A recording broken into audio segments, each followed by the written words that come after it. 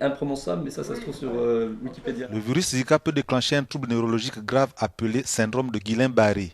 Ce syndrome est une grave pathologie neurologique inflammatoire qui attaque les nerfs périphériques et qui entraîne des paralysies. Il peut aussi causer des insuffisances respiratoires. Ce que l'on peut dire aujourd'hui, c'est donc que le virus Zika peut être à l'origine de syndrome de Guillain-Barré. On a quantifié le risque, 2 pour 10 000. 2, que quand on voit quelqu'un qui a un syndrome de Guillain-Barré, il faut penser au virus Zika. Et puis 3, que dans des zones qui vont être touchées par l'épidémie liée au virus Zika, penser, quand c'est possible, à renforcer les capacités en soins intensifs, parce qu'on sait qu'un certain nombre de patients vont développer un syndrome de Guillain-Barré, et parmi eux, 30% vont avoir besoin de soins intensifs, notamment pour une assistance respiratoire. L'étude a été réalisée à partir de données recueillies en Polynésie française où une épidémie Zika entre octobre 2013 et avril 2014 a touché les 2 tiers de la population.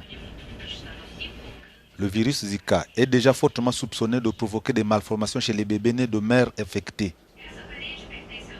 Le professeur Fontanet, qui a dirigé l'étude, dit que l'ampleur de Zika en Amérique latine a surpris tout le monde. Il craint que d'autres complications imprévues surviennent dans les semaines ou les mois à venir.